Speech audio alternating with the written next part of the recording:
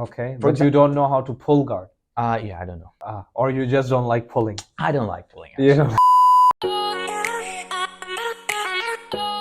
Okay, hello and welcome back everyone to the second episode of the podcast. And this time with us we have Ilda, who is a very strong BJJ competitor. Very strong because Ilda has been doing BJJ only less than 8 months, maybe less than 6 months, right? December. Yeah, so less than 8 months, let's say, and he won silver in his first ADCC run, which is already crazy impressive. So, Ilda, why don't you introduce yourself a little bit? Oh, just how to say? My name is Hilder. Yeah, I'm doing BJJ since December, but like start to really fall into it maybe before my first competition, like rookie. Mm-hmm. So it was in April. February, March was really like the beginning of the main journey for me.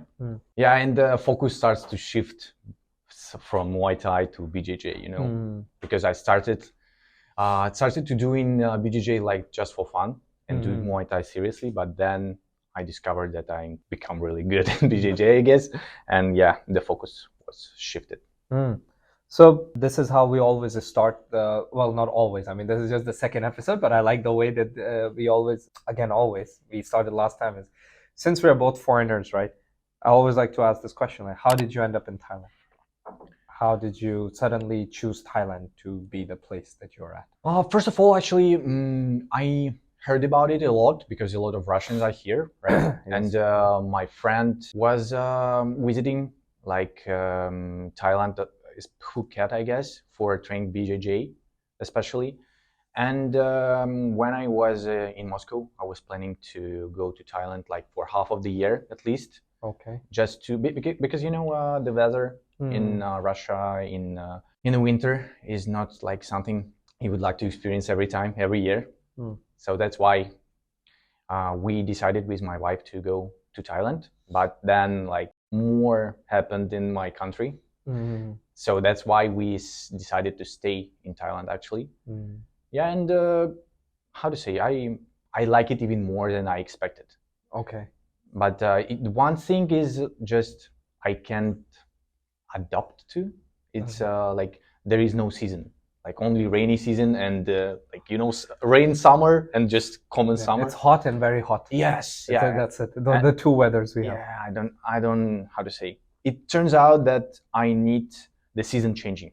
I see. To be more comfortable. Actually, like you know, this isn't like I was in Turkey before, and then before that I was in I was in Ethiopia for a while, but before that I was in China, and it's like really cold weathers. Like I was living in Yangzhou in China, where the weather can get down to like -15 in winters, and like Turkey, same, like -4 or 5, you know, with the snow and whatever. It's like quite cold, and I was able to handle that.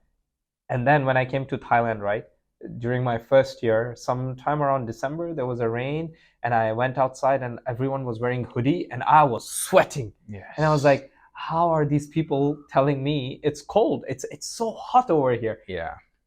And now recently, it's been like 2 years. A few days ago, there was like a little bit of wind, and I was looking for hoodie everywhere.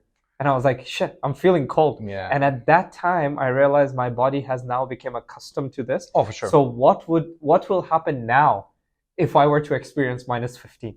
I think I will die. I'll just die. I don't know.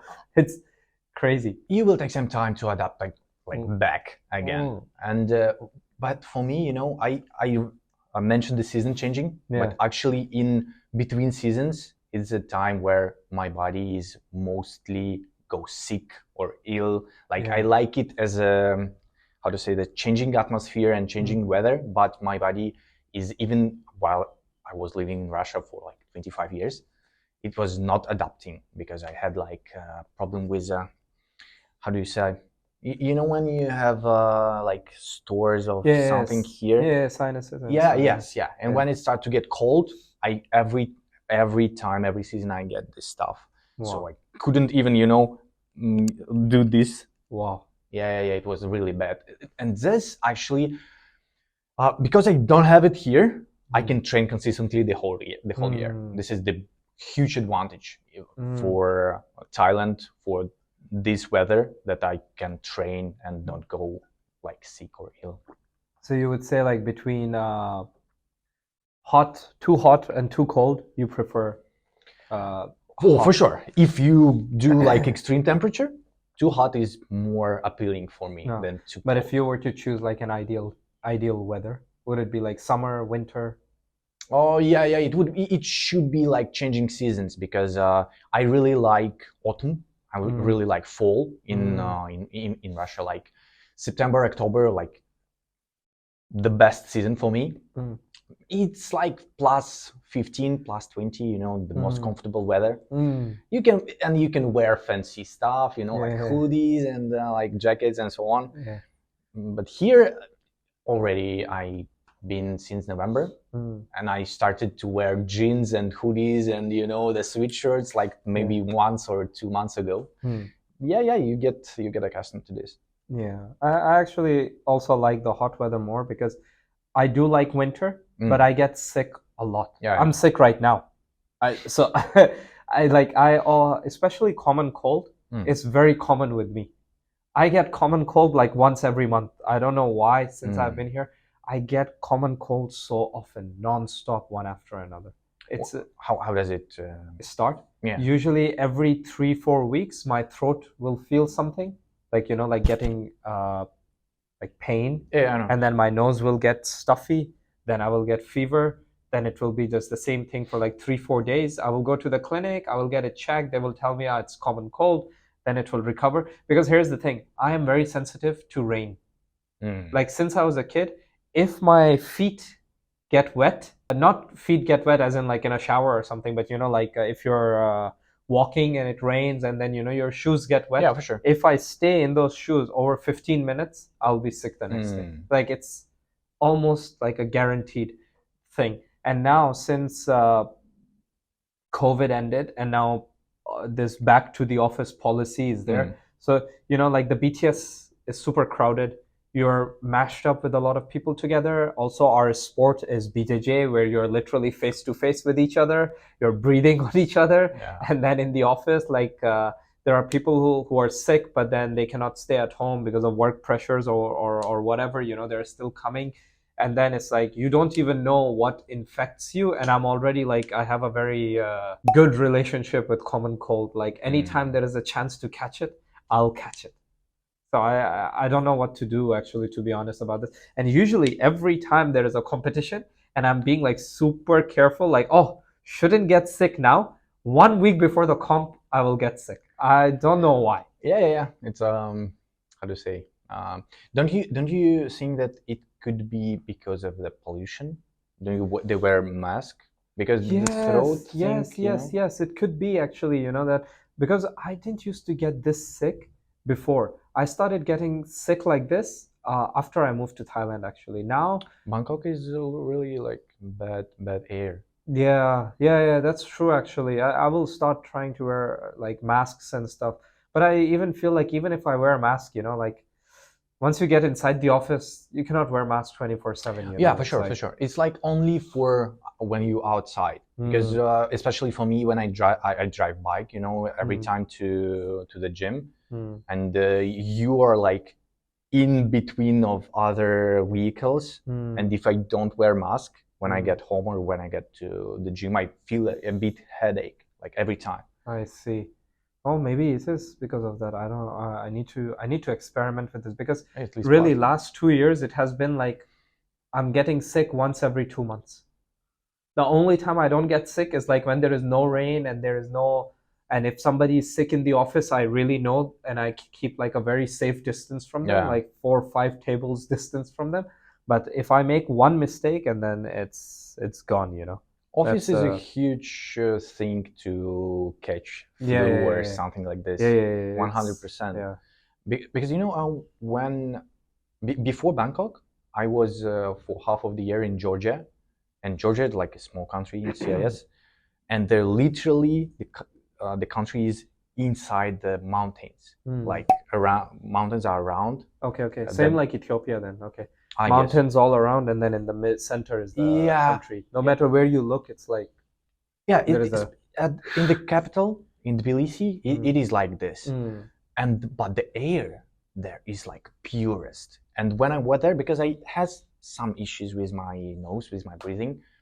And after like 2-3 months in Georgia, I was breathing like never before. Wow. Brilliantly. I heard Georgia is also actually very famous for wrestling. Yes, wrestling for sure. Did you try something over there? I trained Muay Thai there, actually. Yeah, and there was like a hard sparring sessions. Yeah, there. For sure. So this actually brings me to a question I had, right? Like, how usually people have like some kind of a story behind how they found combat sports, right? Because there has to be some story that you ended up like, oh yeah, you know what? Let's hit each other for fun. So how did you find combat sports in general? Like, what led you to what was your first combat sport? Like, if we speak about the first combat sport, I was remembering it was karate.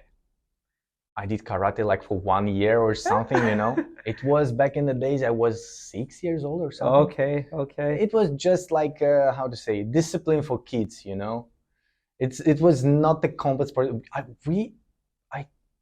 didn't even remember that we have even one sparring session, Oh. It was just katas and so on, like karate for kids, like a fitness for kids. Okay, wow, that sounds...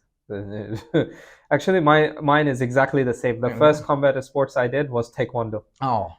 Same, like I was like 7, 8, like this years old. But I had sparring matches, and I also had those, like, they have this fake, really thin wood stuff that you like kick and you break. Oh, yeah. And then you break it with the hand, and you break it with your head and stuff like that.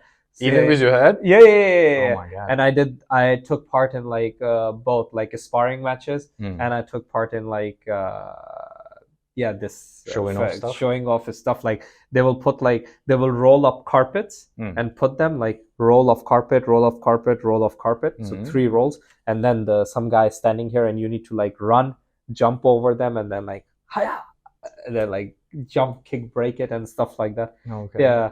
For me, it was more of like a discipline thing, because I was getting into fights everywhere and disturbing the classes a lot. So like they recommended to my mom, like, okay, get him into this. It will discipline him over here. So yeah, but taekwondo was fun until one time I got into a real fight in a school again, and I tried to use taekwondo and it just didn't work, and I got my ass whooped. And then since that day, I just lost all interest in taekwondo. I was like, why am I even learning this when I cannot? Because I feel like in taekwondo, I don't know how it is in karate, but in taekwondo, it's essentially point system. So once you land a kick, it's a point and they stop. But in real life, when you kick, the guy doesn't stop. He just keeps coming, For sure. So when I was fighting with this guy, I kicked him really hard. This kid, I was a kid too. And then he fell down, and I was like, it's over. He got back up, and I was like, what? You're supposed to be done now. Yeah. You lost, right? Just accept it. And he kept coming, and I kicked him again. But this time, it wasn't strong enough to make him fall down. He just moved a little bit, and he came running again. And he came so fast that I didn't have enough space to, pull my leg up. And taekwondo is mostly all about legs. Yeah, and now that my legs are gone, we didn't know wrestling or anything at that time. It was just like kids scraping around. Sure. He just like ran into me. We both fell. He fell on top, and then he just like, smashing me. And then I was like, oh man, fuck this. This is useless. Yeah, this time, with karate, I know that because I have a friend of mine back in Russia who is like European champion now, and like big guy. I mean, how to say, highest high level in karate. You don't want to mess with him. You don't want to spar with him, because they have this peculiar style of sparring when they stay like just in front of each other and beating the shit out of each other, because you can't hit to the face with your hand, but you fight with bare hands, and you have no like guards, I mean, no shin guards, no gloves, and so on. But you can actually hit with your legs to the face. I mean, you can do heel to the face and like broke someone's skull, but I don't know how is that good in the long term though. Like, how does that make you strong? Because a lot of karate training I saw was also like you stand like shirtless, and then like you bare knuckle like punch each other, in the ribs and stuff like that. And I was like, okay, I saw like some old school guys on Instagram, you know, commenting like, yeah, this is what it's supposed to be, like tough men, you know, something like that. But I'm like, how is this a good thing? I really don't understand. How is you bruising yourself in the long term actually a good thing? Like you do Muay Thai, right? Like, so in their style, because I thought it's like a shitty thing, you know, but then I watched a couple of videos of a real karate matches when they do like axe kicks, you know, this thing with leg, and they broke. Oh, I'm so sorry. Yeah, but yeah, I think like karate is like, I don't know. I don't know. Like I know you saw reels and stuff. Like I thought karate was pretty cool as well. I just don't think like hitting yourself with that much power and injuring yourself and your training partner is like maybe a good thing in the long run. You know, maybe I'm not sure, but I just don't see it translating well for the body. And that's like doing boxing, but then your coach says like, yeah, knock each other out every single time, like a concussion plus, you know. Yeah, how to say, if you view from this point, any combat sport is not good. Like, no, I mean, we do BJJ, right? And coach is always like, don't hit each other. We do BJJ. Muay Thai too, and Baki is all. I mean, Baki hits hard only if you hit hard. Because I've had classes with Baki where he's like very technical. Baki is our Muay Thai coach, right? So it's like very technical and all about stances and like, okay, you kick left, so you move to right so that the pressure puts on this leg, then you can sweep. He's very technical about it, and you can view it.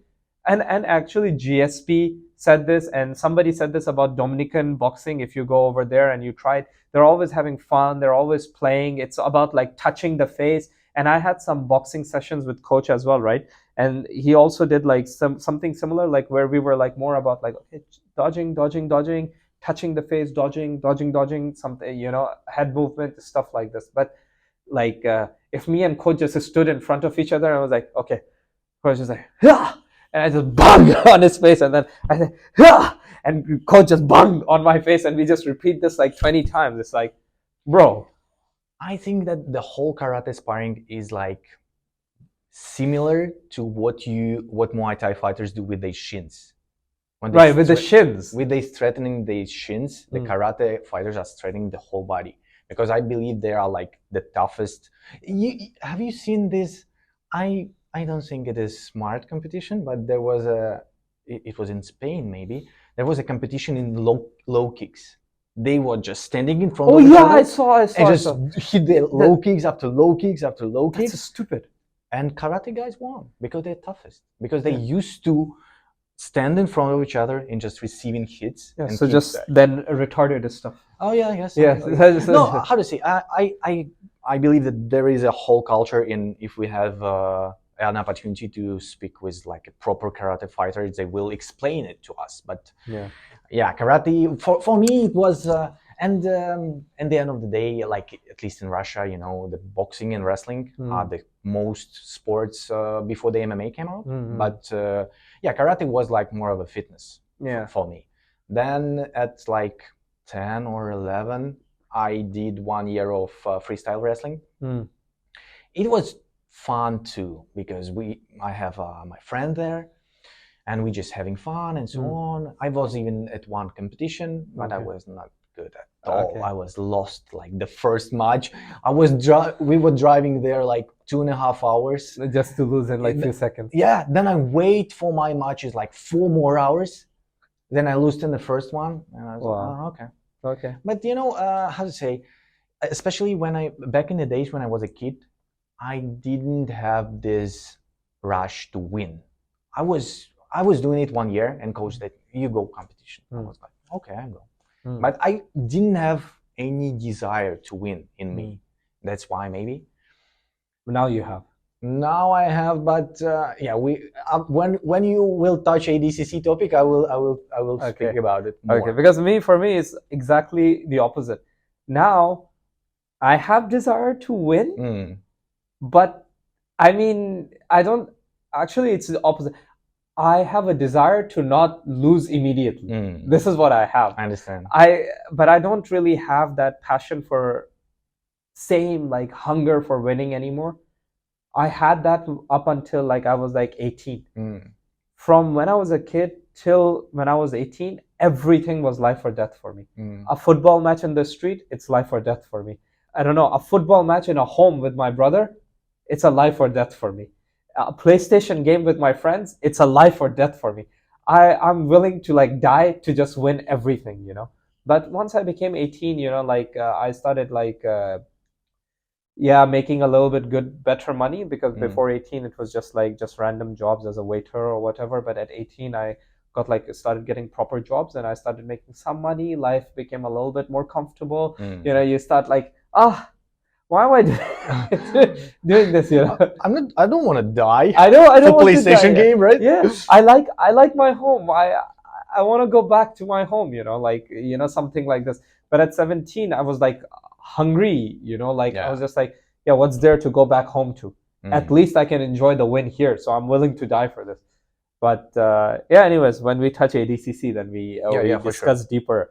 So the second thing I wanted to ask you, right, is like, so how was this whole journey that you found Muay Thai, and then from Muay Thai you transitioned to BJJ? How did that happen? Like, how did you just picked up Muay Thai, and then how did you decide to move to BJJ more?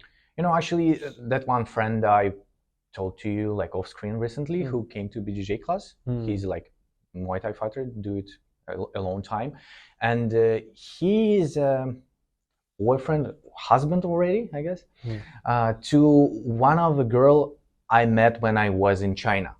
She was just living, like, how to say, she was Russian girl, you know, we just were like, how to say, has as common relatives, like, and so on. Not relatives, how to say it? Common friends. Common friends, okay. Yeah. Okay. And he's her boyfriend here. And we just met each other and so on. And I understand that he's doing Muay Thai, and I started with private classes with him, because he started to teach, and I picked some private classes.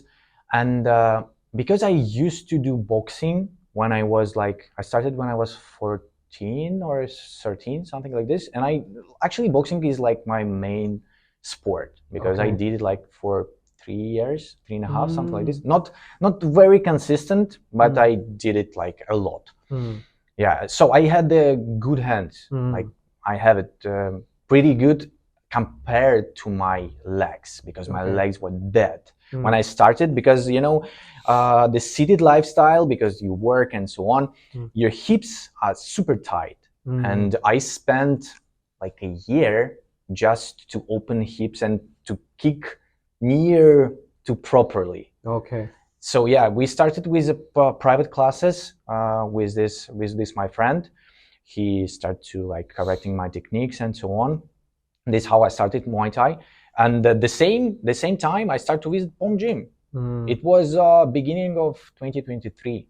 Okay. There was only V and Mayang at that time at the Pom Gym. Okay. Yeah, and the coach, Muay Thai coach, was not Baki at that time. Yeah, I know Songkran. Yeah. And I started to do it in classes, like, and I fell in love with Muay Thai, actually, because in boxing, I like the art of boxing, like slips and so on, and movement. And it was actually really difficult for me to adjust my boxing stance to Muay Thai, because it's like completely different stance. And you can, if you stay like the same wide as in boxing, your leg is gone. Yeah, your leg is gone, like instantly. Exactly. So yeah, and then I moved to Georgia and I keep training there.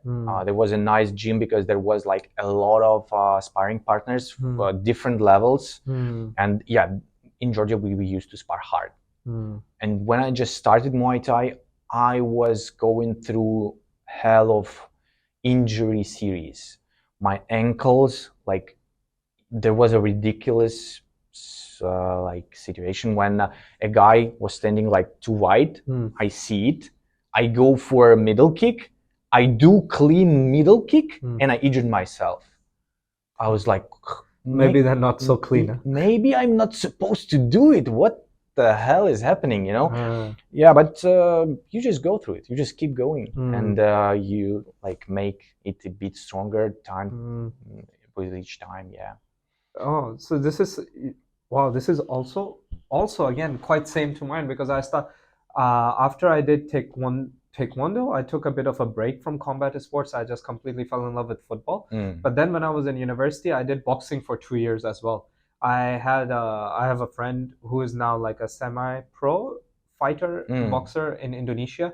He was like really good, and he was like always training after our classes.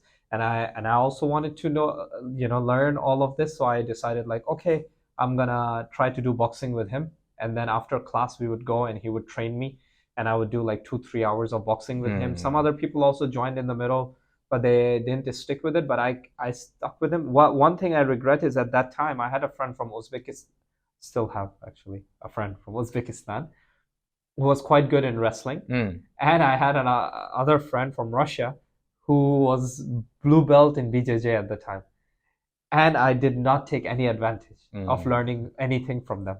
I just was like, yeah, fuck, what is this touching people? Like, yeah, I just want to knock somebody out, and I just went with boxing. But after like a year or two of doing boxing, I realized like my head condition was not that good. I was like forgetting stuff in the class. I couldn't focus. Like my head was always hurting and stuff like that. So I just decided, okay, it's time to like, okay, I'm not gonna continue with this sport. Sure. But when I started doing Muay Thai in Thailand, I started it in Bangkok Fight Lab. And I remember during my first class, actually, somebody stopped me for a second and they were like, yo, did you do boxing before you did Muay Thai? And I was like, yeah. And they were like, yeah, your stance is completely wrong. You need to change it. And it took so long, because I was always like, jumping and then turning around like this, and sure. Every time I'll turn around, they will just my leg gone. It was yeah. I know it. It's just super painful, and for sure.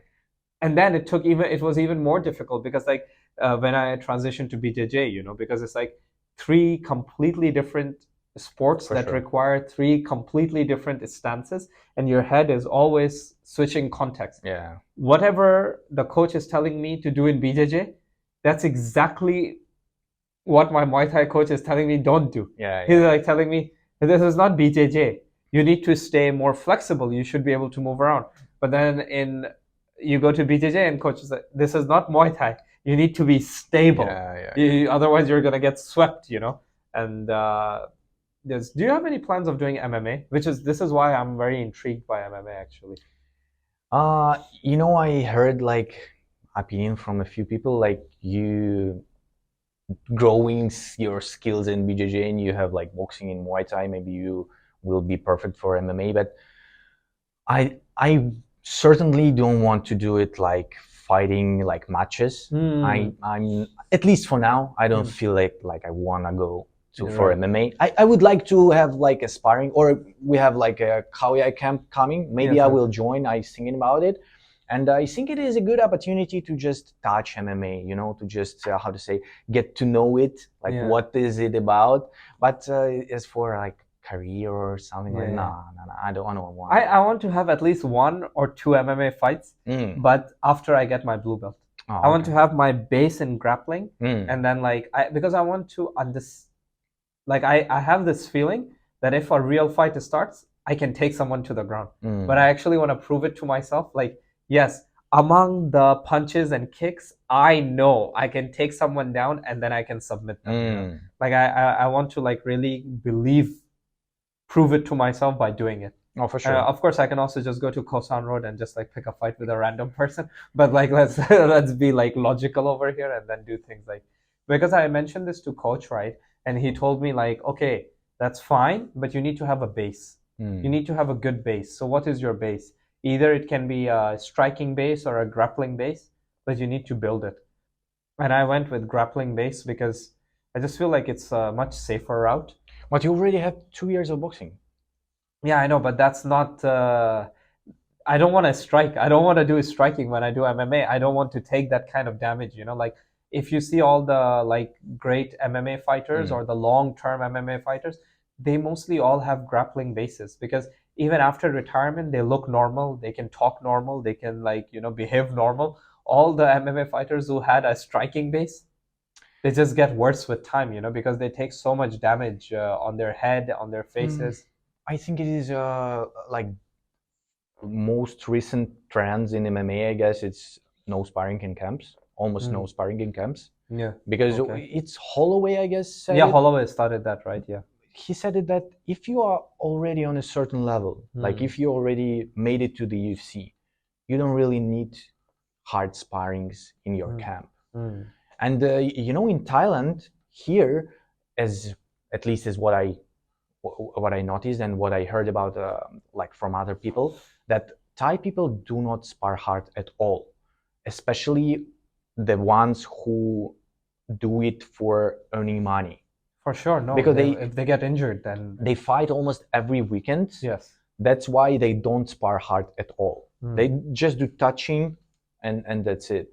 And I guess it is a smart approach because the guys who want to spar hard, it's the one who are not fighters, who has not fighting. Yeah, they want to show off that they drop somebody in the safety of training. I don't like it. But I think like if there is a fight between a grappler and a striker, chances are the grappler will win.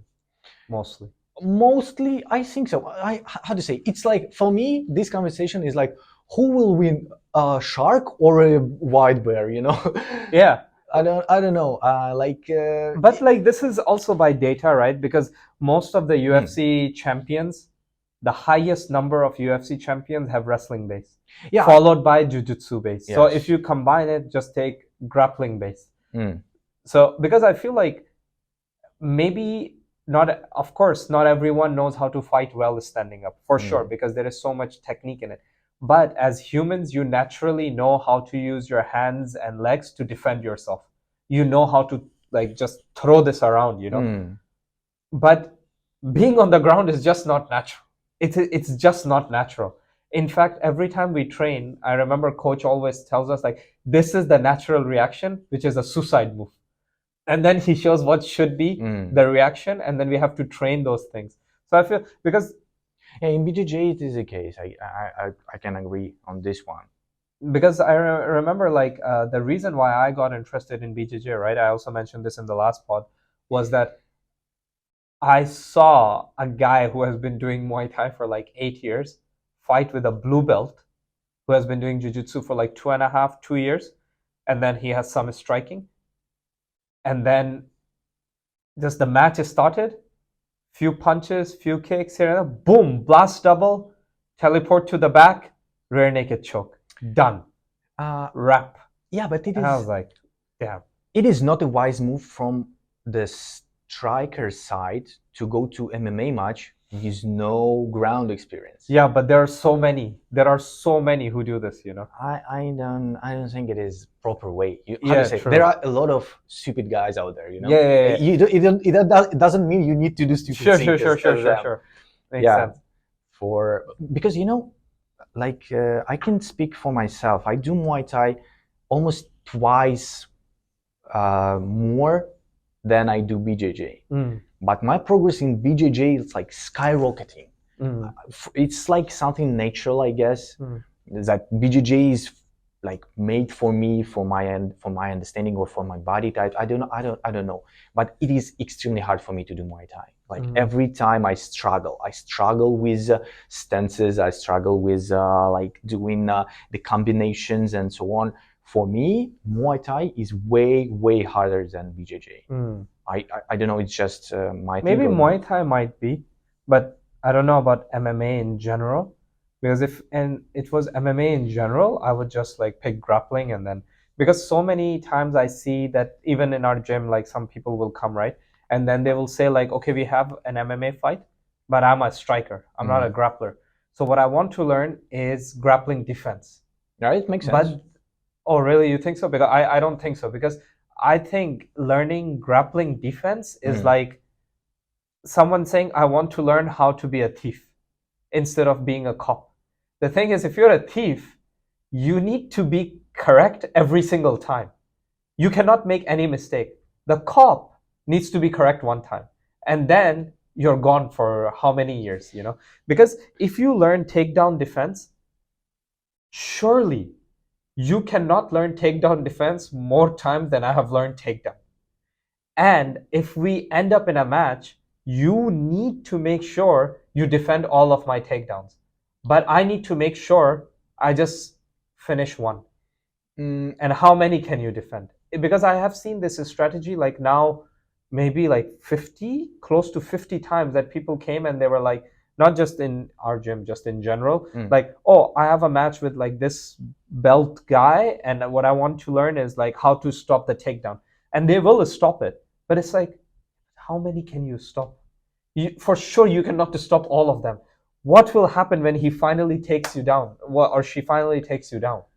Yeah, but the thing is with MMA is, for me, as I see it, it's a bit more complex. Have you? I watched the podcast with Joe Rogan with Royce Gracie. Okay. Royce Gracie. Royce Gracie. Yeah. And he won the first Ultimate Fighters Championship, right? And but he had no striking experience, right? But he was telling this, that I was learning striking not to strike, but to know how to avoid them. So it's the same for strikers who come into MMA. You don't learn grappling to use grappling. You learn grappling to know how to avoid a certain situation. It's like, even if you do takedown, if I know how to slightly, how to say, for example, you do double leg, right? Even if I can't do like a proper sprawl, if I know that I should like stick my hand here and so on, just don't let you take the dominant position, like 100% dominant position. I can figure out something like elbows, and so on. So you just need to, in attack sense, what is it?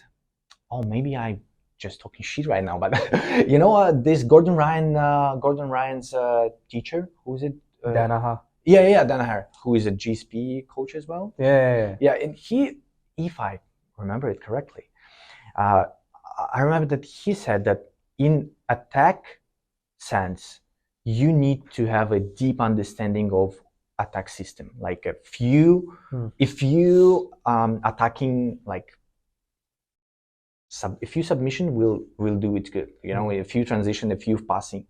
But if you want to learn defense, you need to have not a deep knowledge but a broad knowledge. So you need to know a lot of things to defend. Yes. And this is the thing in MMA, I guess. So you don't need to, how to say, it's not about the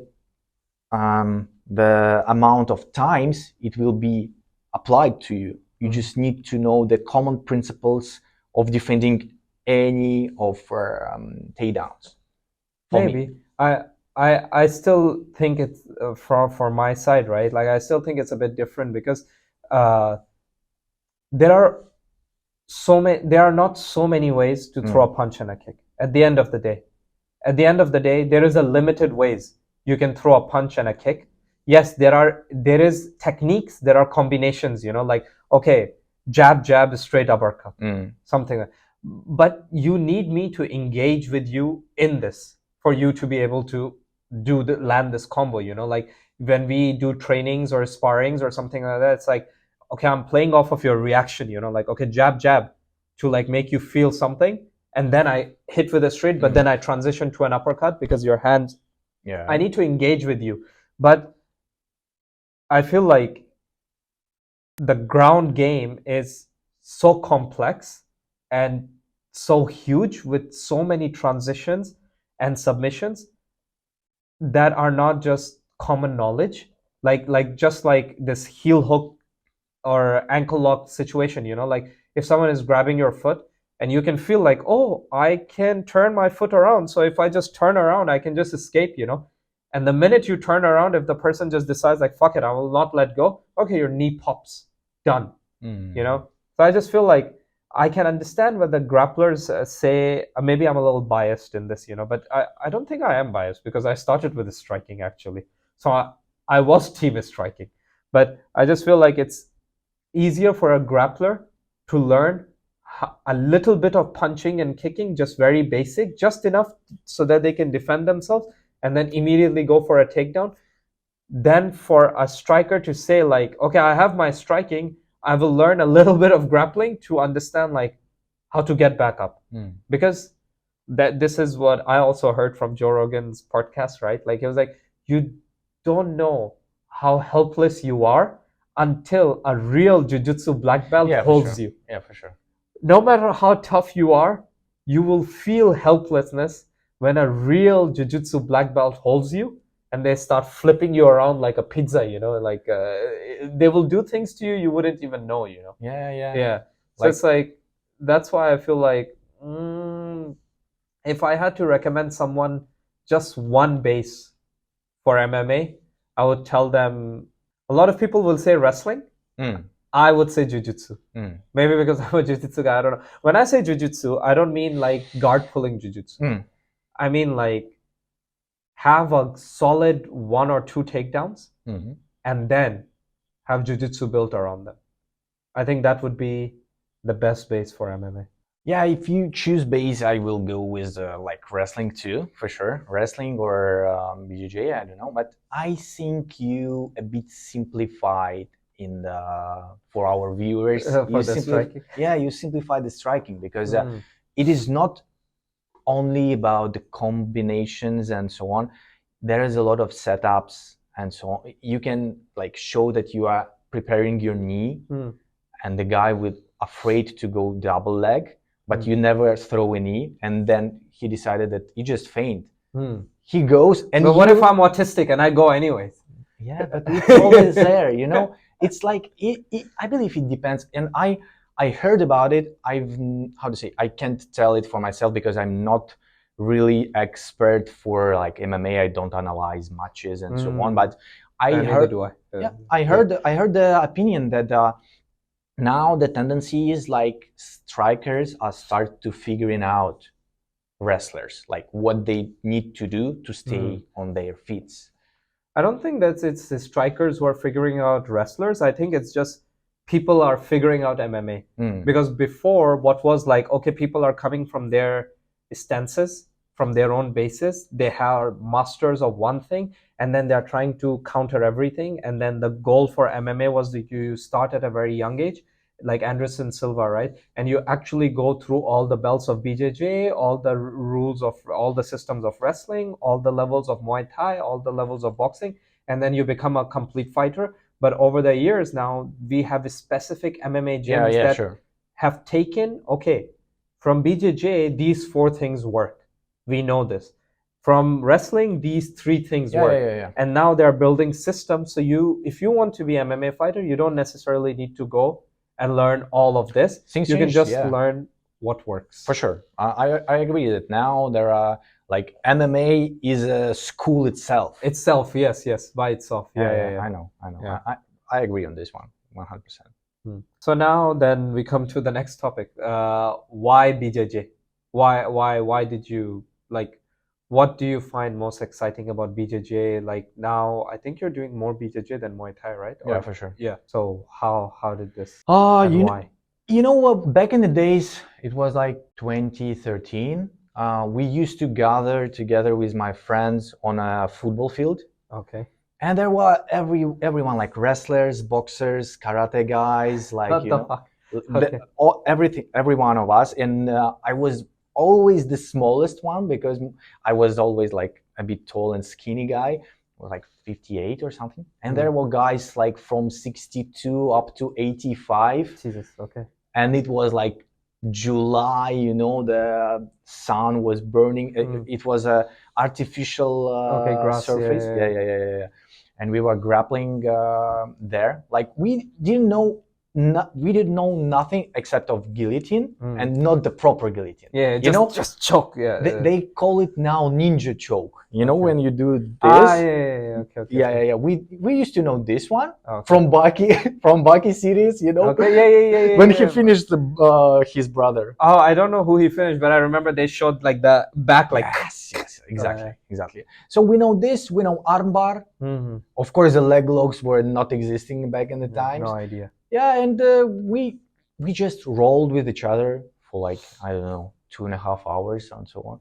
And I managed to beat those guys. Not every time, of course, but I was like good enough to compete with them, you know. And yeah, all my life I like these exchanges with submissions, you know. Right. Even if I'm not doing the sport, but I like really submitting someone. Yeah, it is appealing for me, you know. Yeah, so yeah, I was at one gym in 2020 in Moscow. As I told you, it was like how to say, they greet me with love. Yeah, with knees on bellies. yeah, knees on bellies, and waiting until I tap, but I didn't. So yeah, it was just how to say, I was there because of work. You know, now when I tell guys that it took me 25 minutes to get to the gym, they go, "Oh, it's so far." But in Moscow, I was running non-stop after the work. In it, I complete work at 6, and my training session starts at 8, and I was running non-stop to the underground, in the underground, and wow, dedication, huh? Yeah, I live like 10 minutes from the gym. Yeah. Back in the days, it was really hard for me. So I did like 4 or 5 classes, something like this. 2 of them were open mats. Yeah, wow. Okay, so just going there to roll. Yes, just going there to roll. And because, you know, when you have a whole work days, and I had, especially when I just started, the work was really stressful. You didn't have enough energy to do BJJ, to learn. You just go there to show up, you know. Yeah. And I'm just here. Yes, that's it. Whatever I take away from this, I take away, and then that's it. 100%. Right. And here, when I come back to Thailand, I come back to Pom Gym. I start to do Muay Thai, and in the beginning, like the first 2 months, I believe, I was doing it like, because Muay Thai session is only 1 hour. Okay. It's not enough as a training for me, like as an athlete. So I started to do BJJ too, and I like coach, you know. He's just a good guy. I was just having fun there. But once I start to understand that, okay, it seems like I can do good in this, and it comes naturally way faster than Muay Thai. Yeah, I start to fall in love with BJJ actually, and yeah, but don't get me wrong. Like first 2 months, I've never submit anyone in first 2 months. I believe. Like first 2 months, I was just surviving. Yeah. Okay. Makes sense. Yeah, sounds like this. So what is your BJJ style? Oh, yeah, this is a very good, interesting question. Now we are getting into ADCC. You know, this is the ADCC run. So like, this is starting to touch that topic. Okay. So, yeah. Well, what's your BJJ style? You know, actually, I know what's your BJJ style. This is for the viewers and stuff. Even I don't know. What is it? I don't know the terminology. What is it? Outside passer? How to say?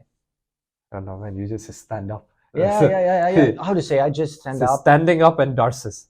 That's his BJJ style, with some triangles in the middle. Yeah. Darces, triangles, and just a stand up. That's the BJJ Ilda does. Yeah, for sure. I start to work on my butterfly guard. Actually, I like it for sweeps. I like the arm crank, because you can almost in every position you can got it. Like if you are in a disadvantage and they try to smash you can do it. And I did it in ADCC finals actually. Yeah, the guy just flipped himself back. Yeah. That was crazy. Yeah, he was scary about it, I believe. Yeah, so just start to editing like some editing some butterfly sweeps and butterfly attacks from butterfly, because you know it may be sound childish, but how I see my style, it's like I'm going top game, but my attacks are mostly from guards. So I do top game. If you let me play my top game, I will just go down, do side control, and then do some darces or something like this, you know. But if you somehow sweeps me, here is my field. I know how to attack more from guards than from top. Okay, but you don't know how to pull guard. Yeah, I don't know. Or you just don't like pulling. I don't like pulling. Actually. You don't like pulling guard. I like double legs. Double legs is like my go thing, because it was we were starting to learn double legs 1 week before our rookie competition. All right, coach told me. Yeah, only 1 week. And I find it the most appealing for me. Just I felt that I can go with this one. And yeah, actually, I had 9 matches in BJJ right now, and I believe more than half of them were with my double legs. Nice. So yeah, double leg is a thing, because if you're a top player, the guy's saying, oh, okay, I sweep him, I get him into guard, and I will do my thing. But actually, if he gets in my guard, this is my thing. I see. Interesting. Yeah, whenever we spar, right, my goal is always arm drag and pull guard, because I know if I keep standing, it's gonna be a long day for me, and I don't want to do that. So, and for me and Ilda, right, whenever we spar, like this is for me the most dangerous time when I'm sparring with you is like after I do the arm drag, poor man's takedown, which is, yeah, coach always says this to me. It's like, for poor people's takedown, this is what it is. But I love it, and this is what I do. It's like, I'll do the arm drag, I will catch your leg, right, and then go half guard top. And then this is where almost every time we spar, the match is decided just while I'm passing the half guard. Because one mistake in this moment, and it's a darce. And then I'm tapping. And if I can safely escape this, okay, then I can just stay in side control until the thing ends. So it's always, whenever I spar with you, this is the moment that will decide how the next 2 minutes of this match will go. It's like half guard top, and like I'm passing, and I can see your hand is like, getting ready. And if I can just avoid that and leave, okay, great. If I cannot, boom, darce, and then it's over. Yeah, I start to like watch a lot of videos actually about darcies, because no one at our gym do it. I just started doing this recently. Like last 1 week, I was spamming darces on anyone I can, because I just realized in some of the videos, I have like a very weird body where the middle part is small, but my arms and legs are like quite actually long for someone my size. So I can actually do darces comfortably enough to someone my size. Yeah, sure. So like now but I still don't understand the mechanics. I was actually hoping you would come to the open mat today so we can train a bit. Next Saturday. Next Saturday I'm competing, but the one after that, because I want to understand how does the squeeze works, because I can get to the darce, like put the arm in and then like catch and then catch the back. But from here, I don't know which way to squeeze to actually get the tap. Like, okay, I have the position, but what does the squeeze looks like? I watched a couple of videos, and the main thing, I guess, the first thing is you need to put your ear on opponent's lap. So like this, to get a proper angle. Then you close your darcies, and when you start to choke, you pull like your elbow to your rib, like to adjust it. Okay. And then, because a lot of my darcies are neck cranks actually, not chokes. Yes. But I don't like it. I don't like. I would like to choke someone, not to hurt them. But this week actually I catch 2 guys in darcies, and the first one was, I even heard like this sound, because if you adjust it properly, if you go like this and adjust it properly, you just start to squeezing. Like it's almost like a triangle principle, Okay. You do it like this, and then you just squeeze it. So it's almost like arm triangle, just from a yeah. I see Exactly. Because I realized, like, I am in half guard top so often, I can spam darts just like the other person can, it's like, fine, I can do it. And then I started doing it, and I found out, like, okay, I cannot choke someone with a darts yet, but it has helped me pass the guard so much faster now, because I hurt their neck, which I shouldn't, but it's a white belt thing, right? And then their leg starts shaking, and then I can take my leg out and then just go to mount, Yeah, sure. So I was like, okay, darts is finally another tool that is comfortable and is coming naturally to me. So I'm gonna be doing a lot of darces coming Once we get a chance to train together, we can just figure it out more. I also sent you some clips on Instagram, right? That one, like 3 darces from a sneaky positions, and there was the one where like from side control he transitioned into darts. I did it once. Yeah, that one is like so sick, you know. I mean, I don't want to go to bottom side control so I can darts. That I feel like that's a stupid idea. Yeah. But if there, then this is a good option. Yeah. I tried to do it to V, but he's just so big, you know. He just like got up, and then I was just hanging, and he just literally got up, and I was like, yeah, well, whatever. No, I did it on one French guy. He was wide, but actually he was good, but he was old. You know? Okay. Yeah, but I did really manage to do it like with no, how to say, talking before and like let me do it with no this thing. You just, how to say, if someone is here, right, you just frame it and then you flips and just close it. Yeah. It's a good one. It's a good one. The thing is also you need to press their arm with your chest. Oh, yeah, there are a lot of intricacies over here. I need to like practice a lot more. Right now I'm just trying to like figure out the grips, like because sometimes my grip is not deep enough for the darts, and then I have to like put a lot of energy to catch it, and I feel like it burns out my arms. So I need to find like a better way of doing this, because I don't want to spend so much money, so much energy on a darts that I'm not even going to use to finish. For sure. So it's like, yeah, it's a little bit of a give and take. The big thing is adjustment to this part of the neck, because once you like put this blade to here, it's like this is the finish. So what's your favorite submission then? Darts or triangle? You know, I can spam darts. Yes, I can do darts a lot, like from different positions, from bottom, from top, from almost any position you can do darts, and everyone can, of course. Yeah, but it is most common finish for me, but triangle is 100% finish for me. I truly believe. You can prove me wrong if you want. No. Yeah, but how to say? If I close triangle, I will finish it. Like 100%. Especially at Kaoyai, actually, Tommy, he was showing some tricks, and I did it on good guys. Of course, they let me get into the position, but once I get it, that's it. Because you know, if you close triangle, for example, like this, right, and you go up to how to say, under the leg where the lock, that's it.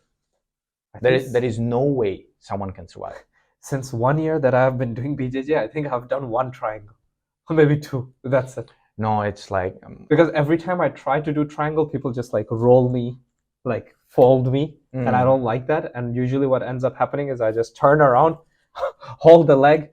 I don't know, maybe because I literally had no experience with BJJ at all. Like you had some, right? Like you tried inside. I had none, and when I started, it was with coach, and then it was just always top and like, you know, those kind of movements. I just never got into the flow of like triangle. Like I almost even every time forget which side the leg is supposed to be on to finish the lock, you know. Like I always like make this kind of mistakes. But darts for sure, I feel like, What is your favorite for now? Mission that I have done, or the one that I just like? Both. The one I have done is arm triangle. I think I've done it like twice now in competitions and won from it. Why? Why it is your favorite? Because it's the first one I learned. Okay. And it's the one that doesn't require too much. It just naturally fit into my game. Into your game, yeah, because I can't do it at all. Oh, okay. I just don't understand. Yeah, it took me a long time to get it. Like I remember we had many private sessions with coach to get it. But it just fits very naturally into the pressure passing game, at least my game, because I go half guard top with, you know, my whole weight on your stomach, and then I will slowly be moving up, moving around your hands, then pass the leg, go to mount, and then from mount, I'm already there, you know, with my hands like this, so I just move this arm, catch your neck, then put this arm, grab, put pressure. It's like I didn't need to do any extra movement, any switches, you know, because like a lot of times people, when they do arm bar, they pass the guard with pressure passing, etc. But then they need to set up the arm bar, like they need to switch, get the arm up, something like that.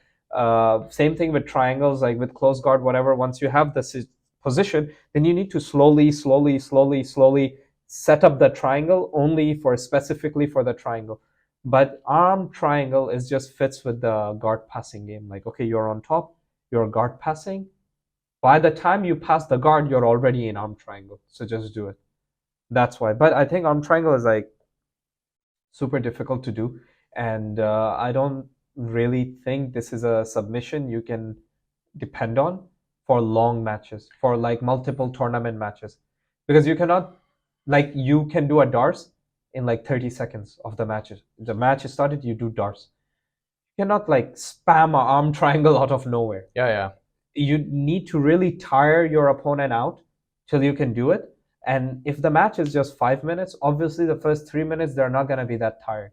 So if you have like a tournament coming up, which is like, I don't know, 8 matches or something like that, and your only submission in your back is like arm triangle, you're fucked. So if you ask me which one is the one I like, and then I'm really trying to make my main, rear naked choke.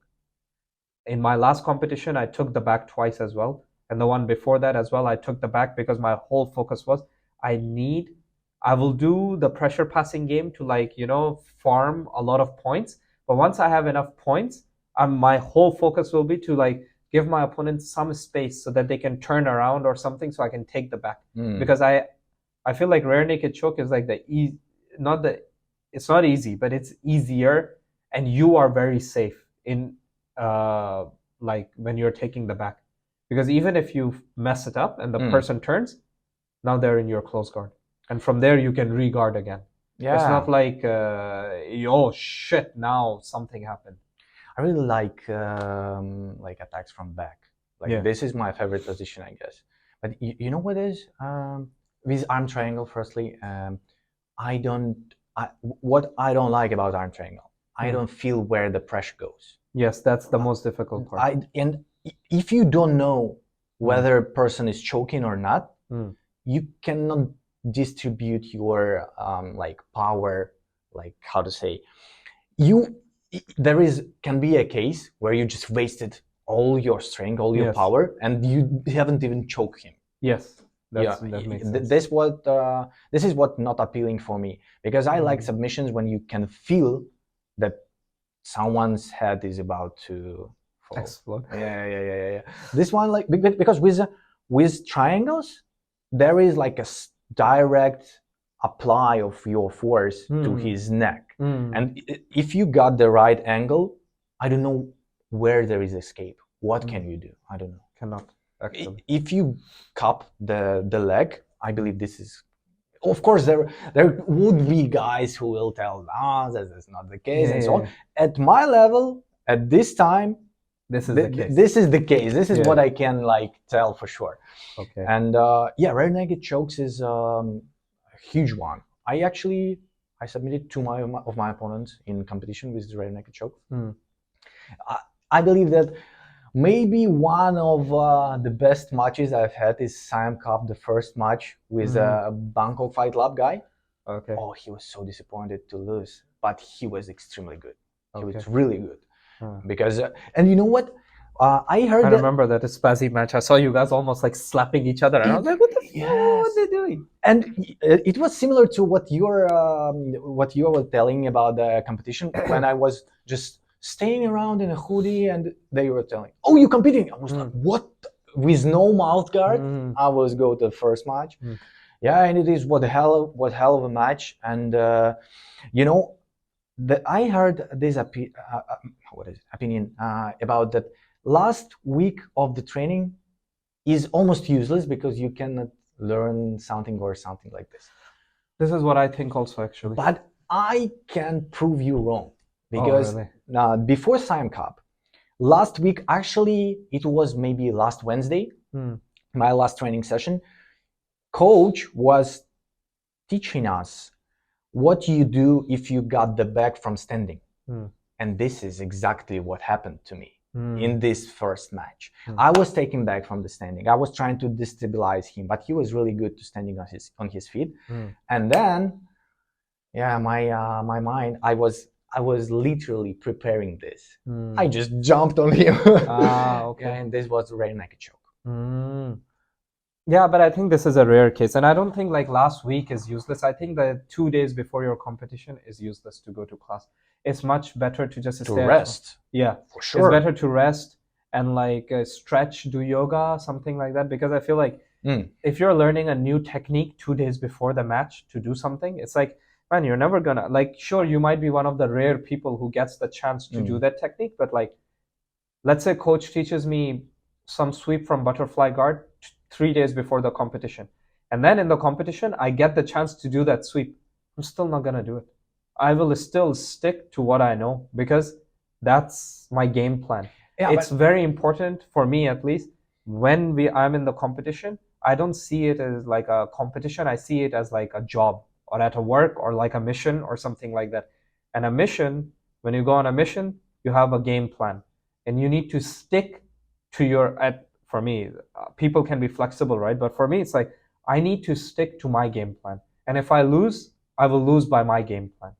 But I'm not going to like try something new just because the opportunity presents. Because let's say I win this, I don't know what's on the other side. I have no idea. In my plan, I know everything. In this plan, I'm not so sure. So I always like stick with like, okay, before the match starts, I will have like a visualize in my head automatically by itself, like, okay, this is a step 1, 2, 3, 4, 5, all the way till the submission. And now throughout the 5 minutes, I will just keep doing these steps. That's it, no matter how many times. So my steps usually are always like, the minute we do this should turn into this. Like, of course, not in a shitty way. Like, of course, I will give you some time, like we just did this, right? But it's like, once I do this thing, I'm not going back again. I'm not gonna go back and then start. If we do this, I'm gonna keep it here and then push forward. And once we start hand fighting, I'm not going to like hand fight and then go back here and then no. I do this in the gym, but in the competition, it's like the maximum I go back is this much. I'm just gonna keep going forward because I need to look for the arm drag, go from the arm drag to half guard, and from half guard, depends on what you do. If you do something dumb, I'm taking your back. If you not do something dumb, then I'm gonna sweep you and start my passing. And once I pass, I'm gonna spend like 2-3 minutes just like moving from side to side to like, get the points up. And then once I have like 11 points or something like that, okay, I'm gonna spend some time to like maybe do a submission.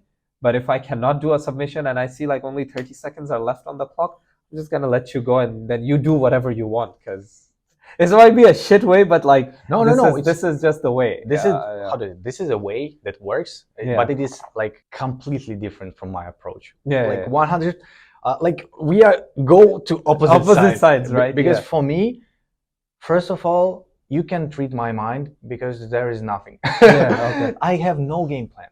I have like a few moves that I would like to do, a few like traps that I would like you to fall into. But for me, as I see my BJJ, I'm mostly like a counter-attack type of guy. I wait you for making mistake, and when you make mistake, I will submit. Okay. So I'm not really willing to go for points. But my goal is, especially, in ADCC, it was not that good for me as I imagined, because I was loose to myself in my head. I too much, I was imagined that ADCC is like the major ADCC, Yes. And it was too much pressure on myself. That it is like a huge tournament and so on. I mean, you got silver. Yeah, I got silver. But I got silver from standing game. The weakest part of my game, Okay. Because I was, after this competition, after each competition, you learn something. And after this competition, I learned that if something is not working, even you just need to try something different. You don't need to try the one thing again and again and again. You just need to change something and try a different approach to your opponent. Because as I got silver, I can easily lose every match I had, because it was just it was very close, right? Your matches were super close. Right? Every match was close, and even the finals. Actually, finals was crazy, man. Yeah, There was concussions and like slams all over the mat. Yeah, and actually, I believe I like in fact has concussion after it. Oh, actually, wow. yeah, it was. Yeah, I saw you sitting on top holding his arm, and he just slammed his hand down, and you just went like head first on the mat, like boom, and I was like, what? Fuck. Yeah, it was. It felt like in games where the sound grenade. Yeah. It was just okay. This is what concussion is like. Yeah, it was hard, but especially again with ADCC with the final opponent, as I watched his matches before, I feel like for me it's not the case. I shouldn't do it because I saw him as a monster, as like a completely destroyer, that strong Chinese guy and so on, that he's going to destroy me. I saw that he is like hands down waiting for takedowns, and I was to myself like, oh fuck, the takedowns is there's only way I do in the competition. So I just imagined that he is better than me. But if you will watch the fight, actually the last minute you can notice that I smile like every like maybe 3 minutes last overtime, maybe I smile, like keep my smile, because I felt that he was tired more than me. And I consider my stamina actually not the best. My stamina is shit then. Yeah. What the heck? Yeah. So no, I don't know. I think my stamina is bad, really bad. But once I feel that he's more exhausted than me, I was like, oh, you're no monster. I can beat you actually. And if you watch the match, every time we get to the ground, maybe it's cocky and maybe I don't know, I'm not crying over the spilled milk, I really satisfied with my ADCC round. I really satisfied with the silver. But if you see the match, if you watch the match, maybe you will agree with me that on the ground I was better. That every time we was on the ground, like instantly arm crank, then instantly we go on the ground, instantly triangle. I think the thing is that this is what I really believe, right? You were better than him in BJJ, but he just had more ADCC experience. This is what I think, and I think he was better than you in a stand-up actually. Yeah, sure. Because he had better stand-up, and that's why at that time I was thinking like, fuck man, if only Ilda knew how to pull guard, this could be over so much faster. Like, I'm not saying that you just pull guard and wait for him, but it's like, once he takes you down, don't let him get back up. Do a close guard and then start the BJJ match. But you guys kept on getting back up, and I was like, oh man, like I know Ilda is strong, he's good, but I don't think he has better wrestling than this guy. But if he, for sure, every time you guys went down, you threatened, some submission on him, and he had to run away. And I was like, fuck, this would be over so much faster if like the next takedown happens, he just doesn't let him get up and just starts the BJJ match. Because now they're doing a wrestling match, and that's to this guy's advantage because he's like more muscular, better wrestling. He has like the takedowns thing, but like you take the stand-up away, and now it's a BJJ match. It was stupid from my side. Frankly speaking, I was not smart. This is much where I understood that if you're losing, or if you're gonna lose, just try something different. Just try to pull guard, even if it is not your game. Just try to, because I was playing his game. Yeah, exactly. And this is my bad. This is my bad for sure. But he was really good with standing back. Because when I was doing the arm crank, I was actually in mount position or something like this when he was falling, and he started to switch to the backside, I just missed this opportunity because I was so focused. Yeah, so focused on this arm crank, so I missed the back. I could take the back that time, or arm bar or something like this, But it is okay. You learn, right? It's fine. Yeah, I learned from my mistake, I guess. The next matches will be better. Okay. Stay tuned, guys. And so coming a little bit towards the end, right? So you have competed in a few competitions now. They have all been no gi. Yep. Are you not fascinated by the gi at all? And where do you think Jiu-Jitsu going in the future? Do you think gi will make a comeback, or you think it's dead, or Like, why do you not like gi, or you're not interested in gi? For me, it was never alive, actually. Okay, why? I just don't know. I just don't like gi, actually. I don't know. I believe that gi is a huge thing, and you can do like you can get better in no gi if you do gi. For someone, this is the case. I just don't feel that this for me it is the case. I don't know. I just don't really like this. Maybe because of my style, because I wait for you to mistake, but in gi you actually can shut me down. You can grab my sleeves or my like collar and what is it? Yeah, the trousers. The trousers. You can shut me down much more easily. And just my game is on escapes and looking for mistakes. It's just not my style, I guess. Maybe one day I will turn into gi as well, but for now I don't find that I need to do it to get better. Okay, for now. Maybe. I personally think that you should do gi, not for competitions. Hey, some people just don't like competing in gi. They don't like competing in gi. Yeah. But like right now, what you said, like you're missing the guard techniques and stuff like that. I feel like in no gi, a lot of what we do is a little bit athleticism. Like you don't necessarily have better technique than the other person, sure. but because it's just so sweaty and whatever, you can just slip and jump out.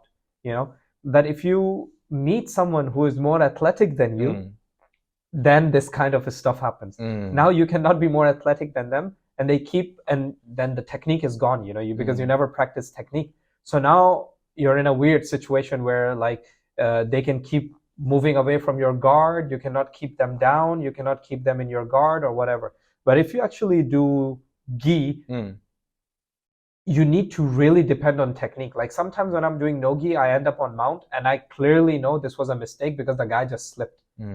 In no gi. But in gi, whenever I do a technique, I know in my heart, I really meant to do this. The guy knew I was doing it, and I still landed it. Because it's really more focused on technique, because you have really small guys beating really big guys, because there is not a lot of like athleticism involved. I mean, sure, there is some, but not that much. So I feel like if you want to improve the technique, you should still be doing gi, maybe at least once or twice a week. You don't need to compete in it if you don't enjoy it, but at least in the beginning, at least till like your purple belt or something, you should be doing both so that you can improve.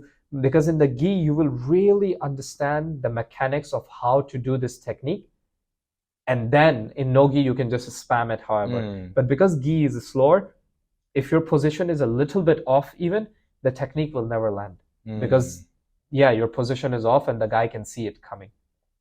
This is actually, it's in gi where I learned how to do the arm triangle. Because once I knew how to place my shoulder correctly with the gi, without gi, it just became like a matter of like, it became super easy, And it's in gi where I learned my shutdown, because now I shut people down almost every competition. It's because of the gi. Because in gi, I was not able to shut down anyone. But once I started realizing which part of the gi to grab to pull me up, in no gi, I just changed my grips from this to like this, and like putting it on their body and like pulling myself up. And then I was like, wow, okay. So this is the mechanics behind it. But I was just like but then like to wrap it up, what's your next plans? Like what's next for you in BJJ? What's the next competition? What's the next guard you plan on practicing? What's the... Oh, okay. Actually, the next competition I believe I will have a friendly match in Jungle Muay Thai. Okay. Like 28th of September or something. Okay. Yeah, and I would like to go for AFG. AFG, okay, cool. I'll be there too, in gi. Okay, see you there, guys. Yeah. And for guards, I really like butterfly guards, but not for attack, mostly for sweeps. Okay. Like sweep from butterfly guards is great. I like this. It almost works almost every time, when you do arm crank and you put elbow to the chin. To the chin, and then like you... Yeah. You don't need... I don't even need to do anything else. You just do this and a bit of help with the same side leg. That's it. But for me, maybe I need to work on it. For sure, I need to work on it. For me, close guard, I would prefer close guard to mount. Oh, I know nothing from mount. I can do nothing from mount. The only thing I know from mount is back to side control. Yes. Yeah. I think people who are very good at mount would probably be in our gym if you want to learn, right? Coach aside, I'm not gonna count coach. He's good in everything. Huh? Daniel? No. He keeps injuring his ankles from mount. Oh, really? Yeah. Jordi. Oh. And Diego. They have very good arm bars, especially Jordi, because of his judo background. Yeah, I know. Transitioning to arm bars, he's like super smooth. And like I think from mount, he can be like super strong and stable when he's transitioning. So, because I don't think mount is a resting position. You need to do something from there. Oh, sure. You cannot just stay there. Close guard, you can stay there. But I mean, of course, it's BJJ. You shouldn't stay in any position anyways. But like close guard, you can breathe a little bit. Mount, you need to move because the guy below you is gonna try everything to escape. Sure. They're gonna turtle, turn, whatever. So if you're not doing anything, you're just giving them time to do something. The best, how to say, is I see it. The best way is to transition to back takes. You know, like gift wraps. Yeah. Gift wraps and so on. Yeah, it is good. And I would like to learn maybe triangles from mount. Oh, Kong. Kong is the guy to go. Yeah. Oh, really? Triangles is Kong. It's his thing. You know, he kills everyone with triangles. Before ADCC, we were spar hard with Kong. Like he starts to came in the mornings, and we used to spar. Kong is really good. Man, Kong is really good, by the way. You know, he can hold his own against Daniel. So that's you saw Kong's Siam Cup run, right, where he ran through the entire division, like 8 matches or something.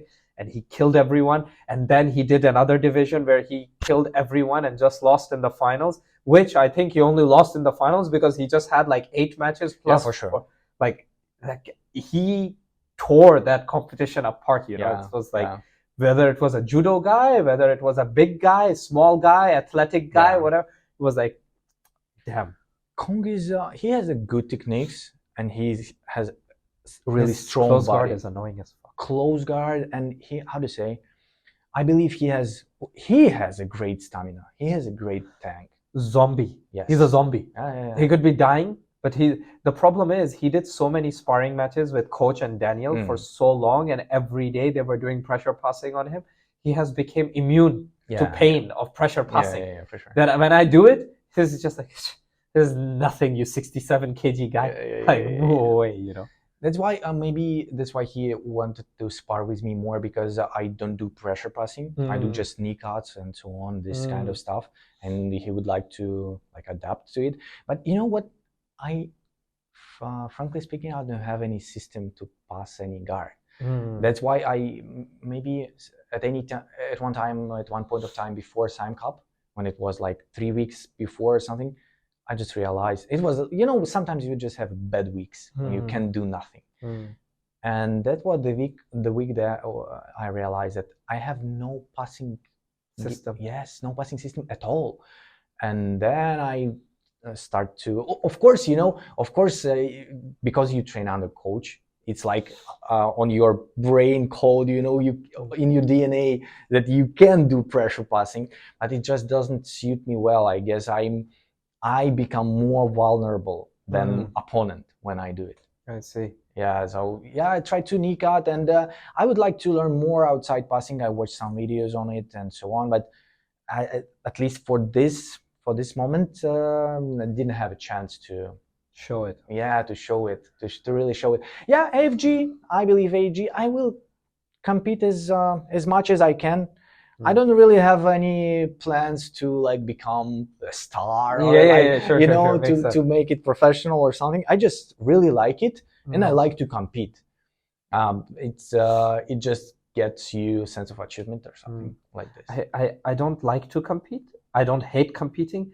Competing for me is just like another thing that I need to do because I want to open my own BJJ gym, and I don't want to like. Oh, nice. Yeah, I don't want people to come to me and be like shit talk like, hey, your BJJ would never work, or what you're showing is shit. Because I can be like, look, man, I'm no Rutolo or something like that. But you can go to my Instagram, you can go to my YouTube, you can see this is what I know. This is what I have actually used in competitions, and I have actually won by applying these techniques. So you cannot say this doesn't work, because it clearly does work. Now, if you want to learn this, I can teach you this, because I feel like the biggest issue with the BJJ gyms when they open up is like everybody challenging the owner's credibility. Like, who are you? Why should I learn from you? What are you teaching me? Where does it work? And sometimes the owners, by the time you open the BJJ gym, you might be old, right? You might not be the same person you were when you were younger. And now you cannot apply the same techniques, let's say, as effectively as when you were young. So people can be like, oh yeah, he cannot do this or something. But I will have like digital proof, like, yo, look, this works. If you want this, I can teach you this. Yeah, sure. And then that's it. You will be like this. Yeah, so for me, competition is not like super stressful, but it's also not something I enjoy. But I mean, you have seen me at competitions. I also don't get like super nervous or something like that. It's just like, yeah, whatever. It's a thing to do today. Yeah. So we're gonna do this thing, and as long as it's not the finals, I'm gonna do my best to win. And once it's the coach, if he sees this, he's gonna be so pissed. But if it's the finals, then we're gonna see what happens, and then that's it. Yeah. Yeah. How to say? For me, again, it's different a bit. Yeah. Because after the first competition, I experienced this feeling of pure joy and pure happiness when you win. Okay. And I was like, when I thought about it, I thought that it would be explosion. Like boom, you so happy. But it was like you slowly. Yes, you got in this state of mind when you just smiling like an idiot. You keep looking at your medal. You look people around, and you're like, yeah. In this feeling is amazing. That is why I like to compete. It's not for like credibility, or not for how to say, like appreciation of others. It's just for first of all, for this feeling. Second of all, to prove that my game is work. My game works. My game. For me, I think that's another difference. I don't feel the joy when I win. I don't feel like sad or something, but I don't feel like, oh wow, I won or something. It's like, yeah, I won. Like, yeah, whatever. It's just like I'm agnostic to winning or losing. It doesn't really matter to me. It's like, it's fine, whatever. I just like the experience of all of us, like me, you, Kayo, like the group, this is good. all of us going like, yeah, wartime, Pom Gym, let's go. Really? And then I just don't want to be the one who came back without a medal. Like, I want to share in with the joy, So for me, the only stress part at that time is like, I'm not going to be the only one who leaves here without a medal. But once the medal is secured, I'm just like, yeah, it's just another thing to do, like whatever, it's fine. But yeah, it's everyone has their own like. For sure. And another problem another my problem, at least in ADCC, because my goal was to get to the finals. Once I get to the final, I was like, oh, silver already mine. This is my mindset, man. You don't tell this to coach.